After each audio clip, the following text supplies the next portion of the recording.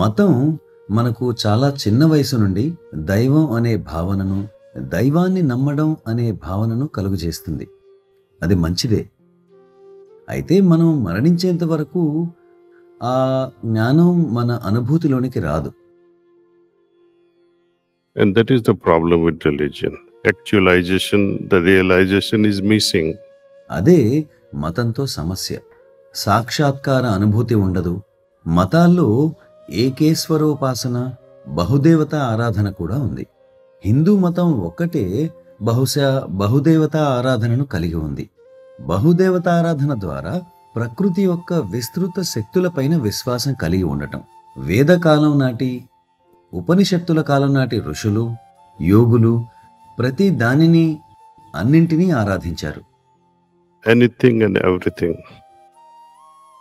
Because they could perceive divinity in everything. ఎందుకంటే వారు అన్నింటిలోనూ దివ్యత్వాన్ని చూడగలిగారు. నక్షత్రాలలో, ఆకాశంలో, పర్వతాలలో, పువ్వులలో, పక్షుల్లో అన్నింటిలోనూ దివ్యత్వాన్ని అనుభూతి చెందారు. అందుకని అన్నింటినీ పూజించారు. ఇప్పటికీ ఈ విశ్వాసం కొనసాగుతూ మనం కూడా ప్రస్తుతం అన్నింటినీ నమ్ముతాం, పూజిస్తాం. కేవలం తేడా ఏమిటంటే వారు అనుభూతి చెంది, గ్రహించి, ధ్యానించి ఆరాధించారు. మనం ఎటువంటి అవగాహన లేకుండా ఆరాధిస్తున్నాం. అదే హిందూ మతంలోని విషాదం. ఆచారాలు వాటి ఆత్మను కోల్పోయాయి. అందువల్లే ప్రశ్నలు తలెత్తుతున్నాయి. పిల్లలు నమ్మకం కోల్పోయారు. వారు విధేయతతో, క్రమశిక్షణతో మనం చెప్పిన దానిని చేసినప్పటికీ హృదయంలో దివ్యత్వాన్ని అనుభూతి చెందితేనే నిజమైన నమ్మకం వారికి ఏర్పడుతుంది. అదే ఆధ్యాత్మికత అంటే.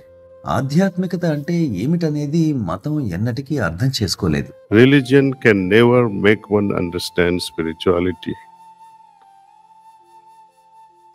I would say atheists are a lot more honest. Those who don't believe in God, they are quite honest. భగవంతుడిని నమ్మము అని చెప్పే నాస్తికులే ఎక్కువ నిజాయితీ పరులని నేను అంటాను. ఎందుచేతనంటే నేను అనుభూతి చెందనిదే ఎలా నమ్మను అని వారు నిజాయితీగా అంటారు. కానీ భగవంతుని నమ్మేవారు, నేను నా ఉదయపు ఇంటర్వ్యూలో కూడా ఇది చెప్పాను. నా చిన్నప్పటి కథను వారితో పంచుకున్నాను. మా అమ్మను ఇలా అడిగాను, అమ్మా, నీవు భగవంతుని నమ్ముతావా అని.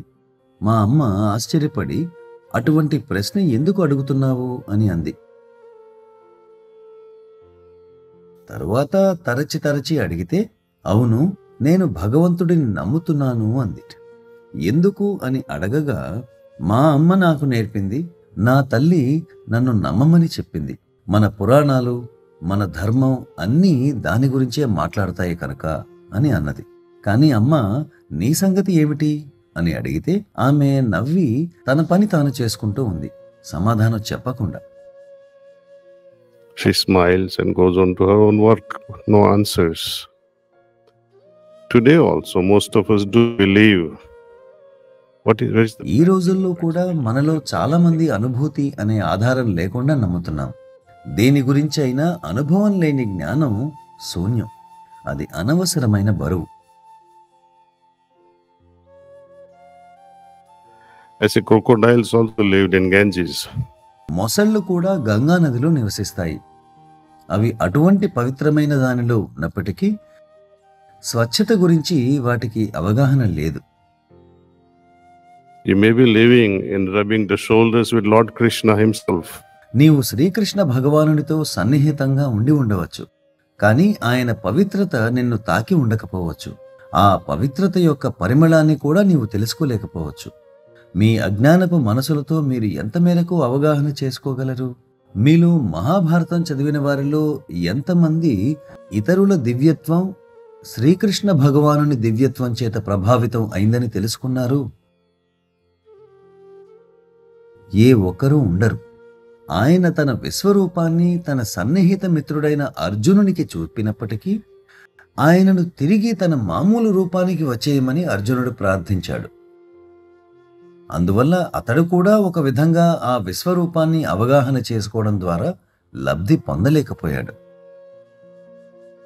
Even with the real form, divinity could not touch anyone. How are you ever going to fathom the true divinity by worshipping the fake forms? దివ్యత్వం తన నిజమైన రూపంలోనే ఎవరినీ ప్రభావితం చేయలేకపోయినప్పుడు నకిలీ రూపాలను పూజించడం ద్వారా దివ్యత్వాన్ని గురించి మీరు ఎలా తెలుసుకోగలమని అనుకుంటున్నారు? విగ్రహారాధన వల్ల కొంత స్థాయి వరకు ఏదో చేశామని సంతృప్తిని పొందుతారు. అన్ని మతాలు, బౌద్ధం, క్రైస్తవం, జుడాయిజం, హిందూయిజం ఏది చూసినా సరే భయం, ప్రలోభాల చేత ప్రభావితం అవుతుంది. నా గురువర్యులు బాబూజీ మహారాజ్ అంటూ ఉండేవారు, మతం 2 ఆయుధాలను ఉపయోగిస్తుంది. ఇది చేస్తే స్వర్గానికి వెళతావు, ఇది నువ్వు చెయ్యకపోతే నరకానికి వెళ్తావు. ఇవే ఆ 2 విషయాలు. ఆధ్యాత్మికత వేరే విషయం. ఆధ్యాత్మికత ప్రేమ కోసమే ప్రేమ అంటుంది. We meditate with a prayerful heart on divine presence, on divine light. మనం దివ్య జ్యోతి లేదా దివ్యత్వపు ఉనికిపై ఎటువంటి రూపాలు ఊహించుకోకుండా ధ్యానం చేస్తాం. ధ్యాన సమయంలో మనకు ప్రార్థనాపూర్వకమైన వైఖరి ఉంటుంది. భగవంతుడా, నువ్వు ఉన్నావో లేదో కూడా నాకు తెలియదు, కానీ నేను నీ ఉనికిని అనుభూతి చెందాలనుకుంటున్నాను. ఎక్కడ మనం భగవంతుడిని అనుభూతి చెందగలం? నాలోనే, నా లోపలే. అందువల్లే సంస్కృతంలో భగవంతుడిని గురించి అంతర్యామి అని చెప్పబడింది. The definition of the ultimate is also somehow summarized in one term, antaryamin, one who dwells within myself. నాలో ఎవరైతే ఉంటారో వారు. అందువల్ల దాని కొరకై నా అన్వేషణ కూడా అంతరంగంలోనే జరగాలి. కానీ మనం ఏ దిశలో వెళ్తున్నామో చూడండి. మనం బయట వైపుకు వెళ్తున్నాం, తప్పు దిశలో. వాషింగ్టన్ డీసీకి వెళ్ళాలని అనుకుంటారు, కానీ మీరు లాస్ ఏంజల్స్ వైపుకు తిరిగి ఉన్నారు. మీరెలా చేరుకోగలరు? అసాధ్యం. ధ్యానంలో పరిపూర్ణమైన అమాయకత్వంతో, భగవంతుడా, నువ్వు ఉన్నావో లేదో నాకు తెలియదు, కానీ నేను నిన్ను అనుభూతి చెందడానికి సిద్ధంగా ఉన్నాను అనే భావన కలిగి ఉండాలి. ఎటువంటి షరతులు లేకుండా, ఎటువంటి ముందస్తు అభిప్రాయాలు లేకుండా. ఆయన అన్ని వేళలా మనలోనే ఉన్నాడు. ఆయన అంతర్యామి. దివ్యత్వం మనలోనే ఉంది. ఆ హృదయం యొక్క సన్నని మృదువైన గొంతు వినండి. అప్పుడు మీకు ఎటువంటి గురువు అవసరం లేదు. గురువు లోపలే ఉన్నారు. నమస్కారం.